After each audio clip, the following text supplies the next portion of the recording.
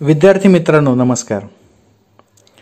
आपण BA द्वितीय वर्षातील मराठी नाट्यात्मक साहित्य ही अभ्यासपत्रिका अभ्यासत आहोत आणि या अभ्यासपत्रिकेमध्ये आपण मुलगी झाली हो हे पथनाट्य अभ्यासत आहोत। तर मागच्या तासामध्ये आपण पथनाट्याचं स्वरूप आणि त्यामध्ये सादरीकरण कसं केलं जातं हे आपण पाहिलं। तर या सादरीकरणाच्या पद्धतीमध्ये परंपरागत नाटकाची एक पद्धत असते, त्यापेक्षा वेगळेपणा असतो। पथनाट्यामध्ये कोणतेही साहित्य नसतं आणि पथनाट्य हे एखाद्या गोष्टीवरचं प्रबोधन करण्यासाठी केलं जातं। म्हणजे रस्त्यानं चालता चालता म्हणजे एखादी गोष्ट भाषणाद्वारे सांगितली तर ती तेवढी प्रभावी ठरत नाही। तीच गोष्ट जर नाटकाच्या द्वारे दाखवली तर ती लोकांच्या मनावर खूप जास्त वेळेपर्यंत ठसून राहते, लोकांना ती समजते। आणि म्हणून अशी गोष्ट समजावी यासाठी पथनाट्य याचा वापर प्रबोधनासाठी केला गेला। म्हणजे आपण असं म्हणू शकतो की ज्याप्रमाणे डोंबारी असतात, नंदी बैलवाले असतात किंवा माकड आणि अस्वलाचे खेळ करणारे असतात आणि ते रस्त्याने जाणाऱ्या येणाऱ्या लोकांना किंवा चावडीवर बसलेल्या लोकांना, बाजारातल्या लोकांना स्वतःचा खेळ दाखवतात। म्हणजे जनतेमध्ये जाऊन स्वतःचा खेळ करणे म्हणजे पैसे कमवणे हा त्यांचा उद्देश असतो। तर अशाच पद्धतीनं जेव्हा प्रबोधन करायचं असतं, जेव्हा सामान्य लोकांना एखादी गोष्ट सांगायची असते, तेव्हा ती जर नाटकाच्या द्वारे सांगायची असेल तर त्या नाटकाला रंगमंचापुरतं मर्यादित करता येत नाही। म्हणजे ते नाटक जे आहे ते तुम्ही एखाद्या नाट्यगृहामध्ये सादर करू शकत नाहीत, कारण की नाट्यगृहामध्ये तुमचं नाटक पाहायला कोण येईल? तर तुम्हाला नाटक दाखवायचंय ही तुमची गरज आहे आणि म्हणून जेव्हा तुमची गरज असते तेव्हा तुम्हाला त्या लोकांमध्ये जावं लागतं, लोकांमध्ये बसावं लागतं, लोकांमध्ये त्यांच्या पद्धतीने ते सादरीकरण करावं लागतं। म्हणूनच जेव्हा सामान्य लोक नाटक पाहायला येऊ शकत नाहीत नाट्यगृहामध्ये, तेव्हा नाविलाजानं नाटकाला लोकांमध्ये जावं लागतं आणि हे नाटकाला लोकांमध्ये घेऊन जाण्यासाठी पथनाट्य हा एक नाट्य प्रकार आधुनिक काळामध्ये विकसित झालेला आहे। या पथनाट्यामध्ये तुम्हाला मी मागचे जसे फोटो दाखवले त्यानुसार सादरीकरण करणारा जो गट असतो तो 8-10 जणांचा, 10-15 जणांचा एक गट असतो।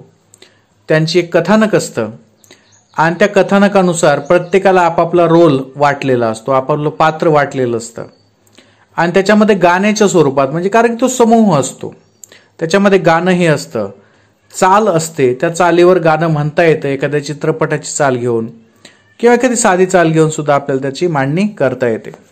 तर अशा पद्धतीनं हे जे लोकनाट्य असतं, आपलं पथनाट्य असतं, ते लोकांमध्ये जाऊन एखादी गोष्ट, एखादा मुद्दा लोकांना पटवून देण्यासाठी वापरलं जात असतं। अशाच पद्धतीनं मुलगी झाली हो हे देखील एक पथनाट्य आहे। या पथनाट्यामध्ये मी तुम्हाला ते संपूर्ण पथनाट्य यूट्यूबवर जे आहे एक ज्या प्रौढ महिला आहेत त्यांनी हे पथनाट्य केलेलं आहे, ते पथनाट्याची लिंक मी तुम्हाला पाठवलेली आहे, ती तुम्ही पाहून घ्या। त्याच्यातला जो निवडक भाग आहे, पथनाट्य मोठं आहे, 30-35 मिनिटाचं आहे, म्हणजे एक 30-40 पानाचं ते भरेल। तर त्याच्यातले फक्त 30-40 पानापेक्षाही जास्त मोठं ते नाटक होतं। त्याच्यातला फक्त एक छोटासा अंश तुम्हाला दिलेला आहे आणि तो अंश आपण मागच्या तासामध्ये पाहत होतो।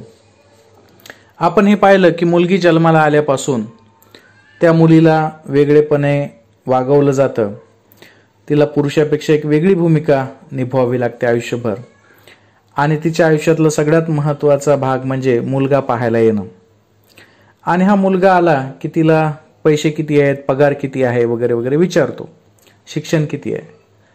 तर तीच तिच्या स्वप्नामध्ये जाऊन विचार करते की मला जर तशी संधी मिळाली मुलाला विचारायची तर मी काय विचारेल, म्हणजे माझे प्रश्न काय असतील. आणि ते दृश्य आपण मागच्या वेळेस पाहिलं होतं की ती नीला जी आहे पात्र, ती त्या पुरुषाला विचारते, मुलाला विचारते की तुमचं शिक्षण किती, तुमचा पगार किती, त्या पगाराची स्लिप तुम्ही आणली का, कारण की त्यांनी तिची स्लिप पाहिलेली असते.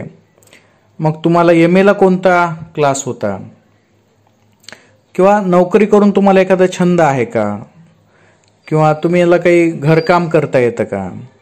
तर या सर्व प्रश्नाची उत्तर पुरुषी मानसिकतेतून दिली जातात. आता लिहित असताना म्हणजे ज्योती म्हापसेकर ज्या आहेत त्यांनी जे हे पथनाट्य लिहिलं, त्यांनी हे लिहित असताना अशा पद्धतीनं त्याचं लेखन केलं की हे पथनाट्य स्त्रियांनी सादर करावं. म्हणजे स्त्रियाच पुरुषांचंही पात्र करतात आणि स्त्रीचंही पात्र करतात. आणि म्हणून ही सुजाता जी दाखवलेली आहे आपल्याकडे, सुजाता जी दाखवलेली आहे, सुजाता जे वाक्य बोलते ती खरोखर मुलगी आहे, परंतु पथनाट्यामध्ये ती मुलाचा रोल करते. आणि म्हणून ती पुरुषाच्या पद्धतीने त्याला उत्तर देते. आणि शेवटी ती नीला मान्य करते की शेवटी ती बोहल्यावर चढली, लग्न झालं, आणि लग्न झाल्यानंतर ती आता तिच्या सासरी जात आहे. सासरी निघालेली म्हणजे तिच्या विदाईचा, तिला निरोप देण्याचा प्रसंग आलेला आहे. आता हा निरोप देण्याच्या प्रसंगामध्ये मंगल नावाचं एक पात्र आलेलं आहे. आता ही जी मंगल नावाचं पात्र आहे हे त्या नीला नावाच्या पात्राचे, म्हणजे जिचं लग्न झालेलं आहे, तिची आई आहे. म्हणजे आईचं पात्र ते दाखवलेलं आहे. आणि ती तिला निरोप देताना काय म्हणते हे सुद्धा इथे दाखवण्यात आलेलं आहे. मागच्या तासामध्ये आपण हे पाहिलं होतं की तिचं लग्न होतं आणि शुभमंगल सावधान होता आणि ती निघायला लागते. आता याच्यामध्ये काय होतं हे आपण पाहूया. तर मंगल म्हणते, मंगल जी आहे म्हणजे त्या मुलीला घरी पाठवताना म्हणते, तिच्या सासरी पाठवताना म्हणते, सासरच्या घरी जाता देते तुला ही शिकवण. का म्हणते ते? सासरच्या घरी जाता देते तुला ही शिकवण, म्हणजे आई मुलीला शिकवते. यालाच ग बाई म्हणती माहेराचे वळण. यालाच ग बाई म्हणती माहेराचे वळण. आता काय काय सांगते तुला, सासरी गेल्यानंतर काय काय करायचं ती सांगते. सासर घरी मान देई सर्व थोरा आणि पोरा. म्हणजे तू जेव्हा सासरी जाशील तेव्हा सासरच्या लोकांना सगळ्यांना मान सन्मान द्यायचा, मोठ्याला पण द्यायचा आणि पोरांना लहानांना पण द्यायचा. जाग स्वतःला विसरून आणि माहेरच्या घरा. तिथं गेल्याच्या नंतर परत माहेराचं नाव घ्यायचं नाही, माहेराला तू विसरून जायचं, माहेरचं घर होतं असं सुद्धा तू विचार करायचा नाहीस. जाग स्वतःला विसरून आणि माहेरच्या घरा. त्याग आणि कष्ट हेच बाईचे ग खरे गुण. म्हणजे बाईचे खरे गुण कोणते आहेत? तर त्याग करणे आणि कष्ट करणे. त्याग आणि कष्ट हेच बाईचे ग खरे गुण. काम कर ग सगळे नोकरी तू सांभाळून. म्हणजे ही जी नीला आहे, ही जी मुलगी आहे, ही नोकरी करणारी आहे. तर ती काय सांगते, तू नोकरी सांभाळून काय करायचं, तुला तुझं काम करायचंय, त्याग करायचा आणि कष्ट करायचं, हेच बाईचं खरे गुण आहेत. तुला नोकरी करायची आणि घर सुद्धा सांभाळायचं. माहेरच्या सवयी सोड. माहेरामध्ये जे तुला स्वातंत्र्य होतं, त्याच्या ज्या सवयी होत्या त्या आता तुला सोडायच्यात. कोणत्या सवयी होत्या? माहेरच्या सवयी सोड ताबा ठेव तोंडावर. सगळ्यात महत्वाची गोष्ट कोणती करायचंय?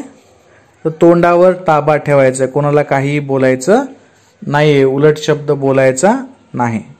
माहेरच्या सवयी सोड ताबा ठेव तोंडावर. नाहीतर होईल क्षणोक्षणी माहेरचा ग उद्धार. म्हणजे काय होईल? माहेरचा उद्धार होईल. माहेरचा उद्धार होईल म्हणजे तुझ्या आईनं तुला सांगितलं नाही का, तुझ्या माहेरी असंच असतं का, असंच लोक वागतात का, तर अशा पद्धतीने लोक तुला बोलतील. कशामुळं? जर तू तोंडावर ताबा ठेवला नाही, जर तू उद्धटपणे बोललीस तर तुला लोक उद्धार करतील, म्हणजे माहेरचं नाव घेऊन तुला टीका करतील, तुला कोसतील. तारेवरची कसरत करुनी राख सर्वांची तू मर्जी. आता सर्वांची मर्जी म्हणजे कोणाला काय खायला आवडतं, कोणाला काय खायला नाही आवडत, कोणाला कशा पद्धतीनं बोललं तर चांगलं वाटेल, कोणाला कशा पद्धतीनं बोललं तर वाईट वाटेल, हे सगळं तारावरची कसरत आहे. म्हणजे तारेवर चालणं जसं अवघड असतं, जमिनीवर चालणं सोपं आहे पण तारेवर चालणं अवघड असतं, तशाच पद्धतीने तुझी कसरत होईल. पण किती कसरत झाली तरी तू काय कर, सासरच्यांची मर्जी तू सांभाळ. तारेवरची कसरत करुनी राख सर्वांची तू मर्जी, नाहीतर होईल तुझ्यावर सासरच्यांची ग इतराजी. म्हणजे काय होईल, तू जर सर्वांची मर्जी राखली नाहीस, सर्वांना तू सांभाळून घेतलं नाहीस, सर्वांच्या मनाप्रमाणे तू वागली नाहीस, तर काय होईल, सासरचे जे इतर लोक आहेत ते तुझ्यावर नाराज होतील. आणि ते जर नाराज झाले तर परत तुझ्या माहेराचा उद्धार होईल, ते तुला त्रास देतील. पुढे सांगते, कितीही छळले तुला, कितीही छळले तुला, डागले किंवा दिला मार. कितीही छळले तुला, डागले किंवा दिला मार, परतू नको तू माहेरी, सासरच तुझं घर. कितीही छळले तुला, डागले किंवा दिला मार, परतू नको तू माहेरी, सासरच तुझं घर. आता हा जो शेवटचं वाक्य आहे ते फार महत्वाचं आहे. कारण की तिची आई काय म्हणते, तुला काही झालं, तुला मारलं, छळलं, डागलं, काही करू सासरच्याने, तरी तू काय करायचं, माहेरी येऊ नको. कारण की तुझ्यासाठी आता माहेरचे दरवाजे बंद झालेले आहेत, तुला सासरीच राहायचंय आणि सासरच्या माणसासोबतच तुला जुळून घ्यायचं. तर ही जी सगळी भूमिका आहे, म्हणजे आई जे तिला शिकवते, आई जे तिला सासरी जाताना सांगते, हे एका पद्धतीनं पारंपरिक स्वरूपात स्त्रियांकडे पाहण्याचा जो दृष्टिकोन असतो तो इथं सांगितलेला आहे. आता अशा पद्धतीनं म्हणजे एवढं ऐकल्यानंतर नीला जी आहे ती सासरकडे जाण्यासाठी पुढे जाते आणि ती सासरच्या माणसासोबत जाऊ लागते. तर इतक्यात काय केलं जातं, मंगल जी आहे ती थोडंसं थांबून लोकांना बोलते. म्हणजे मंगलाचं स्वगत आहे, ती लोकांकडे बघून बोलते. तिचं जाणं थांबलेलं, म्हणजे तिचं जाण्याची प्रक्रिया सुरू आहे मुलीची. पण आईच्या मनामध्ये काही प्रश्न आहेत. ती म्हणते, पण मी हे काय सांगितलं माझ्या लेकीला. तिनं तर सांगितलं, जे तिच्या आईनं सांगितलं होते तिने तिच्या लेकीला सांगितलं. पण ती म्हणते, पण मी हे काय सांगितलं माझ्या लेकीला, माझ्या हातानं मी तिला दरवाजा बंद केला. आता कुठला दरवाजा बंद केला, तर तिनं आधीच सांगितलेलं की तुझं काही झालं तरी माहेरी परत यायचं नाही, तुला सासरीच राहायचंय. तर अशा सासरून माहेरी येण्याचा दरवाजा तिनं बंद केला आणि याच्याविषयी तिलाच पश्चाताप आहे स्वतःलाच की मी हे काय केलं. ती प्रश्न विचारते लोकांना, हे किती दिवस चालायचं. मग ती सुद्धा या परंपरेसोबत जुळून घेत नाही, ती विद्रोही स्वरूपाची आहे. तिची आई देखील, तिचं सुद्धा एक मन म्हणतं की ह्या गोष्टी चुकीच्या आहेत. हे किती दिवस चालायचं, तुम्ही आणि आम्ही मिळून आता हे बदलायला नको का. हे किती दिवस चालायचं, तुम्ही आणि आम्ही मिळून हे बदलायला नको का. आता हा जो संवाद आहे, ती मंगल जी आहे म्हणजे तिच्या आईचा रोल करणारं जे पात्र आहे ते कुणाला उद्देशून म्हणतंय, हे लोकांना उद्देशून म्हणतात की तुम्ही आणि आम्ही मिळून हे सर्व बदलायला पाहिजे. असं नाही पाहिजेत की मुलगी एकदा माहेरी गेली म्हणजे गेली, सासरी गेली म्हणजे गेली, तिनं माहेरी यायचं नाही, हे चूक आहे. बाबे इकडे ये, म्हणजे ती मंगल तिच्या आईला, तिच्या मुलीला परत बोलवते. बाबे इकडे, मी काय सांगते ती नीट ऐक. परत तिला सांगते, थोडेही छळले तुला, म्हणजे तिनं विचार केलेला आहे आणि म्हणून ती तिच्या मुलीला परत सांगते, थोडेही छळले तुला, डागले किंवा दिला मार.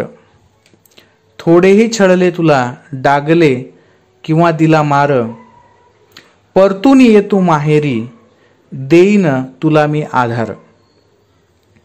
म्हणजे काय म्हणते ती, थोडेही छळ. आता बघा मागच्या पहिल्यांदा काय म्हटलेली ती, पहिल्यांदा म्हणते कितीही छळले तुला, डागले किंवा दिला मार, परतू नको तू माहेरी, सासरच तुझं घर. एका ठिकाणी तिनं काय केलेलं आहे, तुझं घर सासरच आहे असं म्हटलेलं आहे. दुसऱ्या ठिकाणी ती काय म्हणते, छळले तुला थोडेही छळले तुला, डागले किंवा दिला मार, परतून ये तू माहेरी, देईन तुला मी आधार. म्हणजे असं जर काही झालं तर काय करूयात आपण, तुला मी सहाय्य देण्यासाठी इथं तत्पर आहे, मी तेवढी खंबीर आहे. तर अशा पद्धतीनं मी तुला आधार देईल, तू काळजी करू नकोस, असं परंपरेच्या विरुद्ध जाऊन तिची आई म्हणते. परंतु असं जरी म्हटलं असलं तरी शेवटी ती काय म्हणते, विहीनबाई विहीनबाई सांभाळा माझ्या लेकीला. आता विहीन कोण आहे, तर आपल्या मुलीची जी सासू आहे तिने तिला चांगलं सांभाळावं, चांगल्या पद्धतीने तिला वागवावं याची ती विनंती करते तिला. परंतु तरीही जो कोरस आहे, कोरस म्हणजे अनेक लोक, ते घटना सांगतायत, एकाच वेळेस घटनाही सांगतायत, परंपराही सांगतायत, पद्धतीही सांगतायत. तर त्या कोरसमधून आवाज येतो, मारू नका, डागू नका, छळू नका, जाळू नका. मारू नका म्हणजे सगळ्यांनी मिळून घरातल्यांनी सुनेला मारणं. डाग देणं म्हणजे एखादी वस्तू गरम करायची लोखंडाची आणि तिचा चटका देणं, डाग द्यायचा. छळू नका म्हणजे उगाच एखाद्याला मानसिक ताण द्यायचा, मीठच नाही पडलं चांगलं, भाजीच खराब झाली, अशा पद्धतीनं छळणं. आणि जाळू नका म्हणजे सुनेला जाळणं. हा प्रकार सुद्धा मधल्या काळामध्ये खूप झाला होता. आता हा प्रकार भरपूर कमी झालाय, कारण की कायद्याद्वारे ते सगळं संरक्षण दिलं जातं. तर हे कोरस आहे. कोरस म्हणजे एकंदरीत सर्वच आया ज्या असतात, सर्वच आई नावाचा जो प्रकार असतो, त्यांची विनंती हीच असते त्या विहीनबाईला किंवा सासूला, की बाबा माझ्या मुलीला मारू नका, तिला त्रास देऊ नका, छळू नका. आता एवढा कोरस म्हटल्यानंतर, सर्वांनी विनंती केल्यानंतर सुद्धा ही नीला जी आहे म्हणजे ती गेलेली आता सासरी. आता सासरी गेल्यानंतर ती काय करते ते ती नीला जे पात्र आहे, ती जी मुलगी आहे, ती सांगते आपल्याला. ती म्हणते, अशीच एकदाची मी बोहल्यावर चढते. आता चढते म्हणजे चढली असं नाही म्हणलं, चढते म्हणजे तिचा उद्देश आहे की सगळ्या स्त्रिया अशा पद्धतीने जातात. घरच्यांचा दबाव असतो, नोकरी असो नोकरी नसो, आई वडील तिला सांगतात, सांभाळतात, सगळं करून ती काय करते, अशीच एकदाची मी बोहल्यावर चढते. नव्याची नवलाई जेव्हा ओसरते, नव्याची नवलाई म्हणजे नवरी आहे, तिच्या काही गोष्टी माफ कराव्यात, असं तसं जे असतं. नव्याची नवलाई जेव्हा ओसरते, सकाळी उठते मरमर मरते. सकाळी उठते मरमर मरते म्हणजे सकाळपासून कामाला लागते. भाजीपोळी करून मी कामावर जाते. तिचं ती दिनचर्या सांगते. भाजीपोळी म्हणजे स्वयंपाक करणं गरजेचं आहे. भाजीपोळी करून मी कामावर जाते, धावत पळत गाडी पकडते. आता ती मोठ्या शहरात राहते म्हणजे काम करण्यासाठी तिला गाडी जी आहे, रेल्वे असेल किंवा बस असेल, ती तिला जावं लागतं. संध्याकाळी आल्या आल्या पदर खोचते म्हणजे तिकडून ड्युटीहून यायचं आणि इथं घरी कामाला लागायचं. संध्याकाळी आल्या आल्या पदर खोचते. आल्या गेल्यांची मर्जी सांभाळते. आल्या गेल्यांची म्हणजे कोणी पाहुणे आले, कोणी घरातलं एखादा माणूस, नवीन माणूस आलं तर त्याचं सुद्धा हिला करावं लागतं. सगळंच भांडे कुंडी सगळं धुणं वगैरे. इतकंही करून लाथाच खाते. एवढं सरून करून सुद्धा काय होते, लाथाच खाते म्हणजे तिला मार बसतो, तिला छळलं जातं. इतकंचही करून लाथाच खाते. म्हणजे तिनं सांगितलं की एवढं सगळं करते, परंतु तरीही ते जे नशिबाला आलेलं आहे म्हणजे वाईट अनुभव जे येतात ते आहेच.